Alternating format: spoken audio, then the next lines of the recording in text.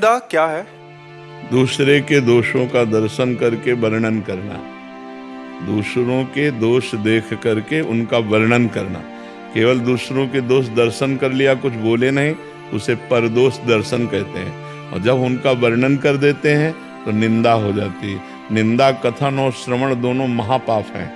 पर निंदा के किए ते आवत नहीं कछु हाथ, मूरख पर्वत पाप को ले चल अपने साथ। भक्तन निंदा अति बुरी भूल करे जिन कोय, के सुकृत बहु जन्म के क्षण में डारे खोए। बहुत जन्मों के पुण्य एक क्षण में नष्ट हो जाते हैं जब कोई संत भक्तों की निंदा करता है। और जब दूसरों की निंदा करता है तो पाप की पोटरी लेकर नरक जाता है, कोई लाभ तो मिलता नहीं। इसलिए दूसरों के दोष दर्शन करना, दूसरों की निंदा करना, दूसरों की निंदा सुनना, साधक को इनका त्याग कर देना चाहिए। गुरु जी, अगर मेरे साथ किसी ने बुरा किया और मैंने वो बात 4 लोगों से कही कि इसने मेरे से बुरा किया, तो ये निंदा में आएगा या नहीं आएगा? अपनी पीड़ा कहना एक अलग बात हो जाती है कि मैं पीड़ित हूँ इनके द्वारा। अब भगवान इनका स्वभाव ऐसे बनाए हैं या इनका क्या लीला है, पर इनके द्वारा उनके दोष वर्णन नहीं किए, पर हम अपनी पीड़ा कह दी, वो एक अलग बात हो गई। और किसी के दोषों का वर्णन करना वो एक अलग बात हो गई। तो ये ध्यान रखना है कि हम दोषों, वैसे अपने को भी भगवान ने बुद्धि दी है, पहली ही हरकत में हमको बचा लेना चाहिए अपने को। जैसे हम जानते हैं कि ये आदमी, अगर हम बातचीत करेंगे तो ये प्रतिकूल व्यवहार करेगा, तो हमको तुरंत उससे दूर हो जाना चाहिए, जिससे हमें ना निंदा करनी पड़े और ना विरोध करना पड़े। यदि वो अपना कोई परिवार का जन है, कोई निजी संबंधी है, तो हमको उदासीन होना चाहिए। उदासीन मतलब होता है न शत्रुता न मित्रता। अगर वो हमसे बात कर रहा है तो उत्तर दे दिया, नहीं बात कर रहा तो हम नहीं बोल रहे हैं। पूर्व में किया वो सब क्षमा कर दे। उसे क्षमा बहुत बड़ा अस्त्र है। उमा क्षमा सापहुते भारी, अपने कर्म जाय अपकारी। यदि आप क्षमा कर दोगी तो साप से भी बढ़कर उसको दंड मिलेगा, क्योंकि उसने जो कर्म किया है उसका तो उसे दंड मिलेगा ही। और आप क्षमा कर देंगे तो आप महान हो जाएंगी, आपका हृदय शीतल हो जाएगा और आपके ऊपर भगवान की कृपा रहेगी। क्योंकि भगवान क्षमा को ज़्यादा महत्व देते हैं, क्रोध या दंड को नहीं।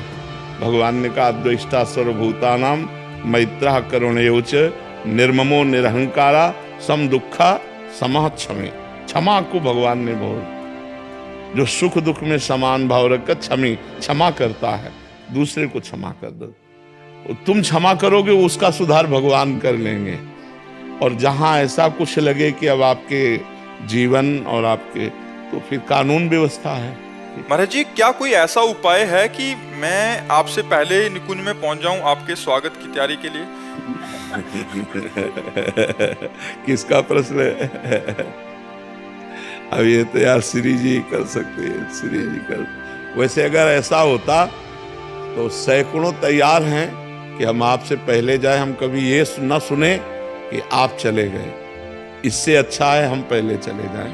ऐसे मान लो आप तो गृहस्थी में रह रहे, हमारे विरक्त बच्चों से पूछा जाए तो सब हाथ उठा देंगे कि हम पहले जाना चाहते हैं। हम कभी ये सुनना नहीं चाहते कि हमारे गुरुजी पधार गए। हम तो ये देखना चाहते हैं कि हम पहले पधार गए और गुरुजी का वहाँ स्वागत करें। तो सब ऐसा चाहते हैं, लेकिन भैया नर सोची नहीं होत है, हरि सोची तत्काल। बलि चाहा आकाश को, प्रभु भेज दिल पाताल। रसातल का राज्य दे दिया।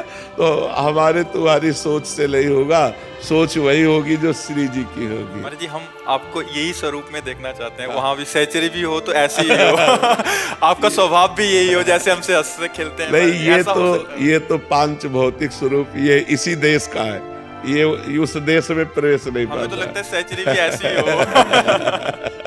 महाराज जी, मतलब आप अगर आशीर्वाद दे देंगे, श्री जी की कृपा हो जाएगी तो शायद हो जाए। हम तो सबको आशीर्वाद दे दे, आज झंझटें खत्म हो ना। हमको क्या चिंता है कि जितने शरणागत हैं, हमारा शरीर पूरा होने के बाद ये कैसे रहेंगे, इनकी कैसे खान पान की व्यवस्था अलग चीज होती है। एक प्यार, एक दुलार, एक वातावरण, एक तो वो जो कि हमारे गुरु जी हैं, हमारी बात है, कोई बात आई तो हमसे समस्या का समाधान है, एक प्यार है, ये सब अनाथ हो जाएंगे, नहीं हो जाएंगे। लेकिन अपना कोई बस थोड़ी है, अपना कोई बस नहीं।